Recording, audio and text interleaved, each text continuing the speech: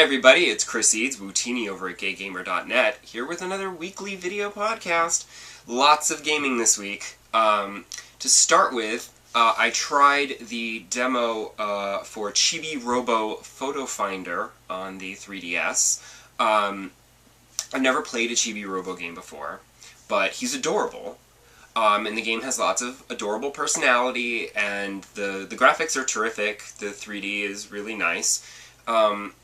The problem is, in addition to the, the levels where you're doing platforming, cleaning up type things, there's photo taking that you need to do, and you have to match a shape to a real-world object. For instance, there was a circle, so I took a picture of a clock. The problem is that basing a game around taking pictures with the 3DS camera is really not a good idea ever. Because the 3DS camera, while it's really nifty that it takes 3D pictures, it's a really, really bad camera. Like, the resolution is, like, horrible. Like, 10-year-old cell phones have better resolution than this camera. It's just awkward. So, like, I remember Spirit camera worked mostly pretty well, because it used, the cameras in a less specific way, but during the bits in the game where you had to use the book and really line up the 3DS camera just so to make things come alive in the book, that was very frustrating. And Chibi-Robo, again, super frustrating, because you're trying to take a picture of a clock, and it's a black border clock on a white wall, and I lined it up just perfect and took the picture, and it would go and rate how accurate I was, and I would still, I was getting, 2%, 10%, 15%, I had to turn on all the lights, and then even then, I think I got, a 65% accuracy rating, when it was a perfectly round clock, perfectly sized within the circle, so I don't understand how bad that could be. And when I tried to take a picture of a plug, because that was the next thing you had to get a picture of, I could not get it to register my plug. Any plug in the house that I tried to take a picture of, nothing worked. It was terrible. So that's really frustrating, and I deleted the demo, and I will not be purchasing the full game from the Nintendo eShop, because, no, the picture taking will just drive me up the wall, because it's not going to register any of the things I try to take pictures of. So, never mind. I did play some more of the Bravely Default demo. I thought I was done. Then I found out you had to go back to the town at night to get another mission. And now I'm on the final mission. I'm just leveling. I'm just grinding a little before I go after that dragon, because it's kind of rough. I also feel like I got the hang of the Brave and Default, which I feel like it's mostly useful when you're facing off against a really powerful enemy like a boss, and when it's about to use, when it goes into default mode, you can attack it, and then immediately you need to go into default mode so that when it attacks you, you're defending, and you don't get wiped out. So you kind of have to pay attention. And then by defaulting a couple of times, you can build up your Brave points, and then you can, after you've defended his attack, when he goes back into default mode to store up his points, you can just beat the shit out of him, and that's lots of fun. That's coming out soon, and I would like to get it, but I'm going to have to wait, because I still haven't finished Zelda, because I've been playing the Bravely Default demo. On to console gaming.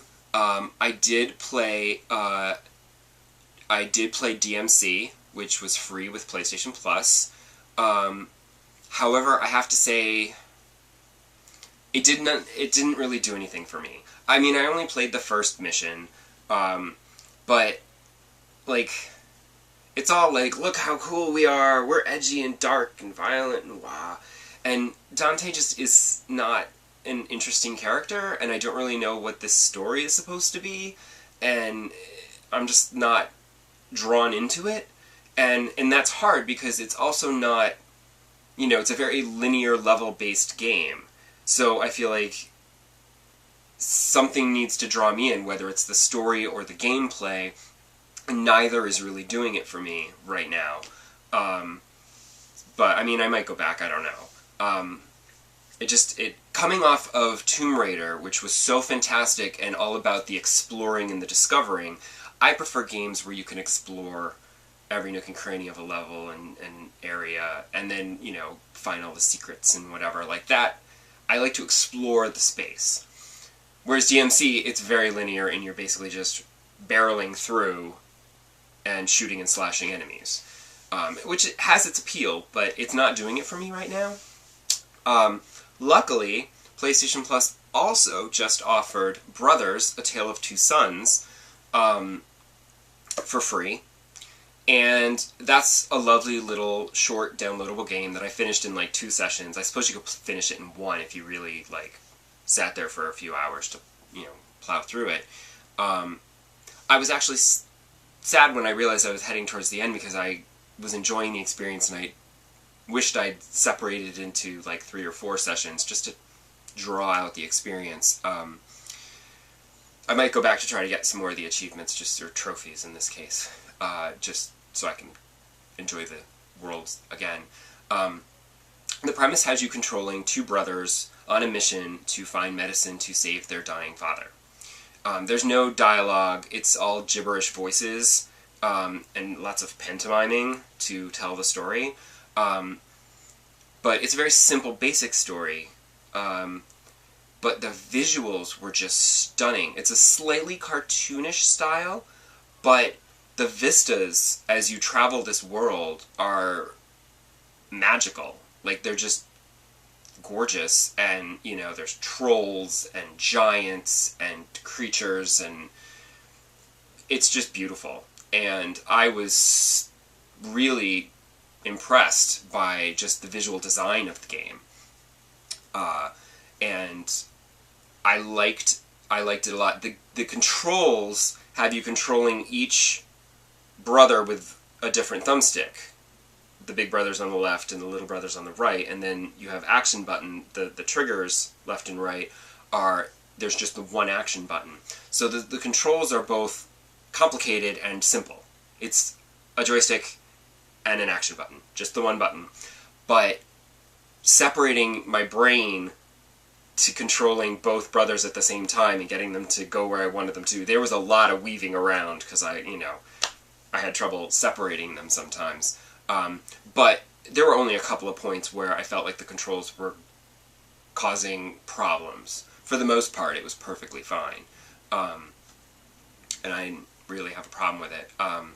And at the end, I have to say, it was a little emotional. It didn't make me cry, but I have never gotten so emotional about swimming. It's quite lovely. So a lovely little game. If you have PlayStation Plus, definitely download it. And if you don't, it's totally recommended. I totally recommend it. It's probably costs like $15 or something. Definitely pick it up. It's a good game. I don't know what I'm going to play next. Like, part of me is like, oh, well, maybe I'll go get The Last of Us. But then the other part of me is like, no, because if you wait a little while, it's probably going to show up on PlayStation Plus and you can get it for free. Because, I mean, Bioshock Infinite showed up on PlayStation Plus, and I'm like, I could have saved my money. So there's a part of me that's like, maybe I shouldn't go out and buy something. Because between PlayStation Plus and the games with gold on Xbox Live, I have plenty of games that I have downloaded and not really played. So I should probably try some of those. I mean, even over on the Xbox, I've got like Sleeping Dogs, and I never finished El Shaddai. I never even started Fable 3. Or maybe I'll play Fable 3. I know there's I know people have problems with it and got mixed reviews, but I enjoy the Fable series, so maybe I'll give Fable 3 a shot. I don't know. Come back next week, and I will reveal what the hell I decided to play. See you then. Bye.